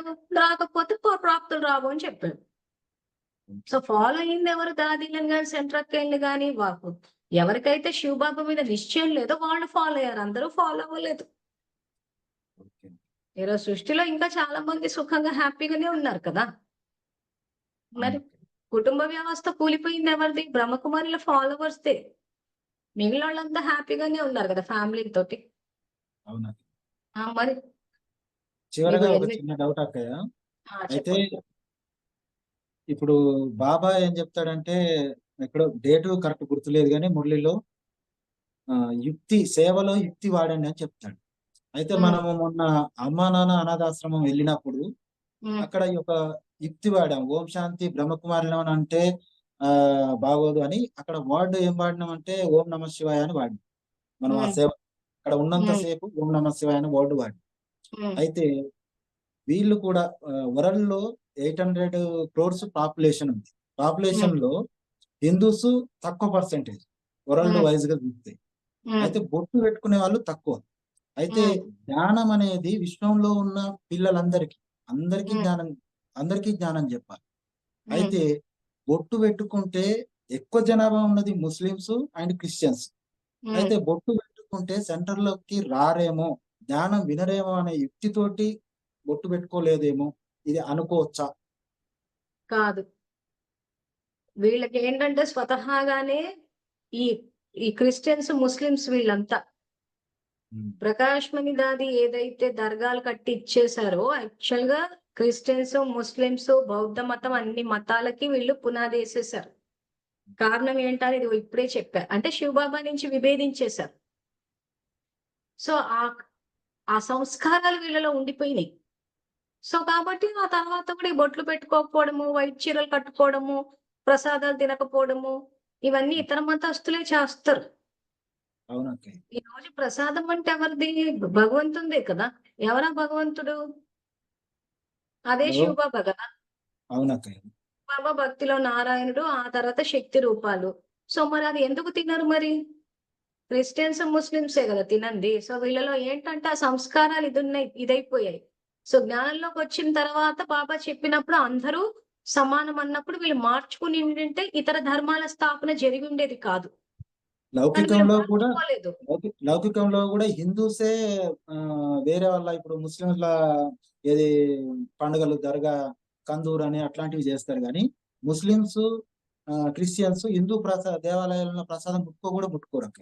ఎందుకు ముట్టుకోరు? ఇప్పుడే చదివాను వాక్యాలు, పేజ్ నెంబర్ 16 లో. స్వదర్శన చక్రం నుంచి విభేదించారు వీళ్ళు. స్వదర్శన చక్రంలోకి రాకుండా మీరు ఎప్పుడైతే విభేదిస్తారో మీరు వ్యర్థ చక్రాల్లోకి వెళ్ళిపోతారు అంటున్నాడు. సో అది వ్యర్థ చక్రాలు ఎందుకైనా ఇతర మతాలు అని అంటే అక్కడ ప్రాప్తులు లేవు, మీ ప్రకృతి లేదు. అందుకే కర్ణామయుడు సినిమా చూడమని చెప్పాను. కర్ణామయుడు సినిమా చూసారు కదా, ప్రకృతి ఎలా ఉంది, బట్టలు ఎలా ఉన్నాయి, చింపురు బట్టలు వేసేసుకుని బన్నులు తినుకుంటే వీళ్ళు ఒక పక్క అది నడుస్తూ ఉంటే ఇంకో పక్క భారతదేశంలో ఈ రాజులు పరిపాలిస్తుంటే ఉచ్చ స్థితిలో ఏమంటారు అది, సంపదతోటి తులతూగుతుంటారు. సో ఎవరు వెళ్ళారు ఇతర ధర్మాలకి? ఈ యజ్ఞ ద్రోహులే వెళ్ళారు. సో అది మెజారిటీ ఏంటంటే శివబాబా నుంచి విభేదించడానికి, ఆ తర్వాత ఎవరు వీళ్ళు తర్వాత ఈ సెంట్రక్కయ్యలు విభేదించినప్పుడు సెంట్రక్కయ్యల మాట విననీకే ఎక్కువ మంది ఇష్టపడతారు. ఇప్పుడు ఈ జూమ్ లో ఎవరైతే 100 మంది వచ్చున్నారో 80% గత్యంతరం లేకుండా వచ్చి వింటున్నారు ఈ జ్ఞానాన్ని. ఎందుకంటే అక్కడ వాళ్ళు డౌన్ అయిపోయారు. కాలం మారుతోంది, వ్యతిరేకత వస్తోంది. ఈ మంజులక్కయ్య చెప్పేది మేము వింటూ పోవాలా, ఇదే జ్ఞానం మా అక్క చెప్పింటే ఎంత బాగుండు. ఎందుకంటే మా అక్క చెప్తది, మౌంట్ అబు తీసుకుపోతది, బోగులు పెడుతుంది, మేము ఏమైనా కాస్త డబ్బు ఇస్తే తీసుకొచ్చి కిరీటం పెడుతుంది, తిలకం పెడుతుంది. మంజులక్కయ్య ఏం చేస్తుంది? ఒక కిరీటం పెట్టదు, ఒక తిలకం పెట్టదు. మాట్లాడితే విశ్వ పరివర్తన అంటారు, చూస్తే ముల్లి చదువు చదువు అంటారు. సో ఎందుకు వింటారు? వీళ్ళంతా గత్యంతరం లేకుంటున్నారు. అందుకే వెంటొచ్చే సేవదాలు కూడా యోగం అంటే చేయలేకపోతున్నారు. ఎందుకు? ఇప్పుడు ఇవి ఏవైతే మేము వేరే వేరే చేస్తే ఈ టైప్ ఆఫ్ సేవలు చేయట్లేదు ఎవరు. సో మేము ఆర్గనైజ్ చేసినప్పుడు ఏమైంది? వచ్చేస్తున్నారు. నిజంగా వచ్చారా? సోదర భావంతో వచ్చారా? బాబా మీద ప్రేమతో వచ్చారా అంటే వస్తే ఏం చేసి ఉండేవాళ్ళు? ఖచ్చితంగా విశ్వ పరివర్తన సంకల్పాలు వేసి ఉండేవాళ్ళు, కలిసికట్టు ఉండేవాళ్ళు, ఐకమత్యంతో వ్యవహరించి ఉండేవాళ్ళు, బాబాని పక్కన చేరుకుండేవాళ్ళు కాదు. సో అక్కడ వాళ్ళు డౌన్ అయిపోవడము, ఏం చేయాలో తెలియట్లేదు, ఉన్న నిజాలన్నీ బయటకు వచ్చేస్తున్నాయి, సమాజం వ్యతిరేకిస్తుంది. సో గత్యంతరం లేకుండా వస్తున్నారు అంతే.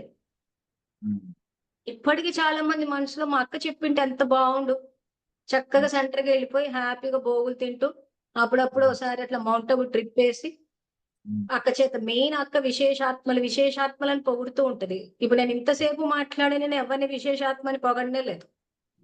మీరంతా వచ్చారు కదా అని చెప్పి మీకు తిలకాలు పెట్టి, కిరీటాలు పెట్టి, షాళ్ళు కప్పి, మీరంతా వచ్చి జూములకి ఎంతో వన్న తెచ్చారని చెప్పి ఇవన్నీ ఏం చెప్పలేదు. ఇందాక నుంచి పాపం వస్తుంది అని అంటుంటే వినేవాళ్ళకంతా మనసు బాధే కదా. ఎక్కడో గతాన్ని చూసుకున్నప్పుడు అయ్యో ఇవన్నీ మనం చేశామే అని అన్నప్పుడు ఎక్కడో మనసు బాధ అనిపిస్తుంది కదా. బాధ అనిపించిన స్వయ పరిశీలన జరిగింది కదా. పరిశీలన జరుగుతుంది. జరిగిందని మీరు అనుకుంటున్నారు. ఆ, నీది తప్పు చేసుకుంటున్నాం అంటే కదా. ఎవరికి నచ్చుతుంది. అందుకే చెప్పాను 80% మంది గత్యంతరం లేకుండా వస్తున్నారు ఇక్కడ. ఉమ్, ఆప్షన్ లేదు. ఇప్పుడు ఇది ఏదైతే పుస్తకాలు ఎదురుగా పెట్టి కల్పవృక్ష జ్ఞానం లా మేకర్స్ అంటున్నామో ఎవరు చెప్పట్లేదు నేను తప్పితే. అవును. ఓకే. సో ఆ తండ్రి పట్ల ఎందుకు చెప్తున్న విషయం అంటే ఆ తండ్రి పట్ల ఆ గౌరవం ఏదైతుందో ఆ జ్ఞానాన్ని తెలుసుకుని మేము ముందుకు వెళ్ళాలి, తీసుకెళ్లాలన్న భావం లేదు. అందుకే మీకు హోంవర్క్లు ఇచ్చినా చేసినా పెద్దగా ఎవరు మాట్లాడరు. తిప్పి కొడితే 5-6 మాట్లాడతారు. ఉమ్, అది అక్కడ జరిగేది. Okay okay. Thank you clarity అక్క. వచ్చిందా బాగా? వచ్చింది అక్క. సో ఇప్పుడు నెక్స్ట్ మనం ఇది ఇంత క్లారిటీ వచ్చిన తర్వాత మన కర్తవ్యం ఏంటి మరి ఇవన్నీ తెలుసుకుని? సత్యమైన జ్ఞానాన్ని బుద్ధి వాడాలి అక్క. తప్పకుండా బుద్ధి ఫస్ట్ వాడాలి. పాయింట్ బుద్ధి వాడాలి. సో మన బుద్ధి ఆత్మలో వాడాలి. పాపం ఉన్నా బాబాని తలుచుకున్నప్పుడు బుద్ధి సరి అయిన నిర్ణయాలు తీసుకుంటది. బుద్ధి వాడకపోతే ఇట్లా అనేక ప్రశ్నలు వస్తూనే ఉంటాయి. అది ఎప్పుడు సంపూర్ణం కాలేదు. బుద్ధి వాడకపోతే కష్టాలు రావడం కాదు. బుద్ధి వాడకపోతే తప్పుడు నిర్ణయాలు తీసుకుని తప్పుడు కర్మలు చేస్తాం కాబట్టి కష్టాలు వస్తాయి. అవునక్క. అది తర్వాత సంఘటనలో ఉండడానికి ఇష్టపడకపోవడం. బాబా అవును. జ్ఞానం చెప్తానే గాని సేవలైనా గాని పెట్టడం గాని సంయోగులు మనకు సంయోగుల్ని ఇస్తాడు, చేసుకుంటూ వెళ్ళిపోవడం అంతే. ఓకే. సో బాబా పట్ల గౌరవం, బాబా జ్ఞానం పట్ల గౌరవము, బాబా పరివారం పట్ల గౌరవం, అంటే మొత్తం విషయం అందరి పట్ల గౌరవం ఇస్తూ పోతే కరెక్ట్ ట్రాక్ లో ఉంటుంది జీవితం.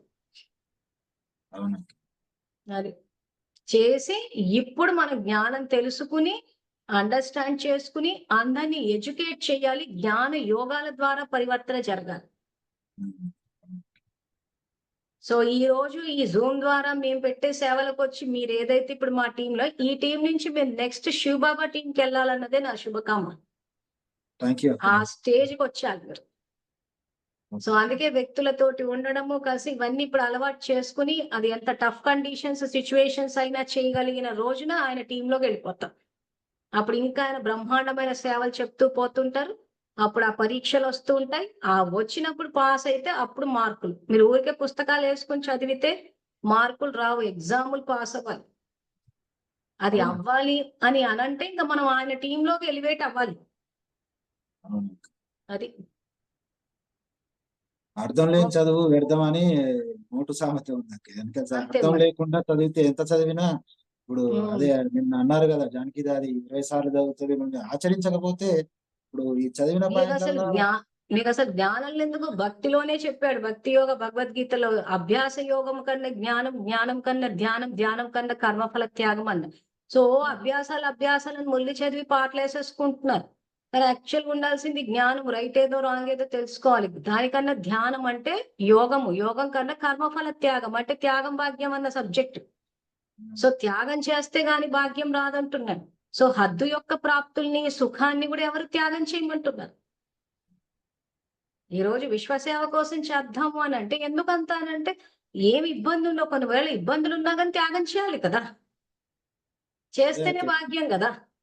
బ్రహ్మబాబాకు ఎప్పుడైతే సాక్షాత్కారం శివబాబా చూపించిండో ఎమ్మటే నిర్ణయం తీసుకొని వ్యాపారం గాని ఆస్తులు గాని కనీసం తన కన్న పిల్లలకు కూడా ఇవ్వలేదు.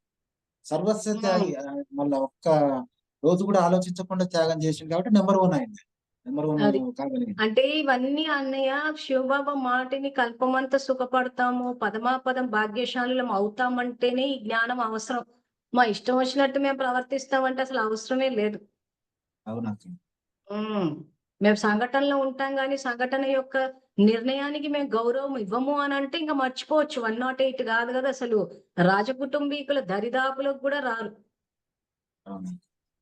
సో కాబట్టి ఒకసారి మనం సేవలు చేసేటప్పుడు సంఘటనలు ఉండాలనుకున్నప్పుడు కొన్ని విషయాల్లో నిర్ణయం అందుకే ఈ మధ్య ఇవన్నీ గమనించుకుంటే మీకు ఈ రోజు మౌంట్ ఆఫ్ ఎగ్జాంపుల్ ఇచ్చాను కానీ యాక్చువల్ గా చాలా సందర్భాల్లో పాపాన్ని చెప్పేస్తున్నారు.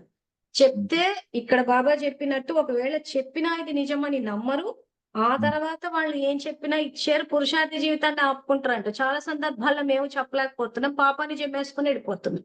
అందుకే ఈ మధ్య సేవలు పెట్టినప్పుడు గైడ్ లైన్స్ అని వీడియో ఇచ్చేసి మరీ చెప్తున్నాం. టైంకి రాలేకపోయినా, ఇలా చేయకపోయినా సేవలకు రావద్దు, రాకపోవడమే మంచిది అని ఎందుకు చెప్తున్నామంటే, ఆ గైడ్ లైన్స్ ఫాలో అంటే మీ పుణ్యం సంగతి పక్కన కనీసం పాపం అన్న జమ కాకుండా ఉంటుంది. వచ్చి సంఘటనకు వ్యతిరేకంగా వెళ్ళిపోయి మనం ఇష్టం వచ్చి, ఎందుకంటే ఈ రోజు మన ఒక నిమిషము 10 సంవత్సరాలతో సమానం. బ్రహ్మబాబా 33 సంవత్సరాలు పురుషార్థం చేశారంటే ఆయన 33 సంవత్సరాలు 5000 సంవత్సరాలతో సమానం, 84 జన్మలతోటి సమానం.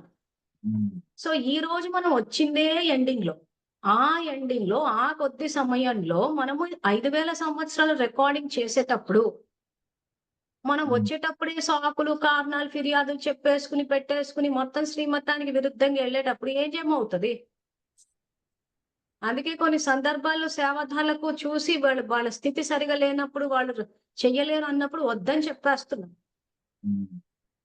యాక్చువల్ గా ఇప్పుడు మేము సేవలకు వెళ్ళినప్పుడు వీళ్ళు చేసే యజ్ఞదానికి వాళ్ళు చాలా మంది వాళ్ళంతటా వాళ్ళే దూరం అవుతాం. మనమేం నోరిప్పి చెప్పాల్సిన అవసరం లేదు. కానీ ఇప్పుడు చేసే ప్రోగ్రామ్స్ ఏం చేస్తున్నామంటే ముందే కొన్ని జాగ్రత్తలు తీసుకుంటున్నాం. ఎందుకంటే ఇక వచ్చి ఇంత జమేసుకొని పోతారన్నట్టు కొన్ని గైడ్ లైన్స్ అని చెప్పి, కొన్ని ప్రోగ్రామ్స్ అని చెప్పి, కొన్ని జాగ్రత్తలు ఇక రాబోయే రోజుల్లో ఇంకా సెలెక్టెడ్ గానే వెళ్దామని అనుకుంటున్నాం.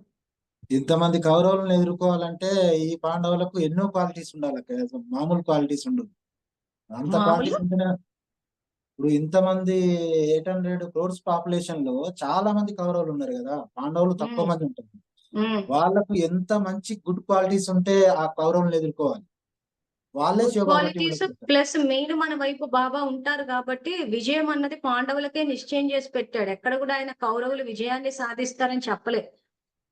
ఈ రోజు మనం చెప్పిన మాటని కాదని చెప్పి, ఇప్పుడు శివబాబా చెప్పిన మాటని కాదని చెప్పేసి దాదీలు విజయం సాధించాము, బ్రహ్మకు విజయం సాధించాము అనుకోవచ్చు. కానీ అది లెక్క ప్రకారం విజయమే కాదు కదా. ఇప్పుడు సేవలకు వెళ్ళినప్పుడు నేను చెప్పిన మాటకు వ్యతిరేకంగా చెయ్యొచ్చు, అది విజయం అనుకుంటారు కానీ అసలు విజయం ఎట్లా అవుతుంది? శివబాబా మాటను ఉల్లంఘించినట్టే కదా. సో శివబాబా వైపు నుంచి సబ్జెక్ట్ ని అర్థం చేసుకోవాలి. మన మాట నెగ్గించుకుని నేను నెగ్గాను అనుకోవడం కాదు. శివబాబా మాటని పాటిస్తే అది నెగ్గడం అంటారు. అంతేగాని మూర్ఖంగా మనము పిచ్చి పిచ్చి నిర్ణయాలన్నీ తీసేసుకుని మా మాట ప్రకారమే అన్ని నడవాలని చెప్పి దాన్ని నెగ్గిస్తే అది నెగ్గడం కాదు, అది పోగొట్టుకోవడం అంటారు. సరే, మళ్ళీ రేపు. థ్యాంక్ యూ అక్క. ఓం శాంతి. Okay, thank you. మళ్ళీ రేపు కలుద్దాము. అంతవరకు థ్యాంక్ యూ. Om Shanti.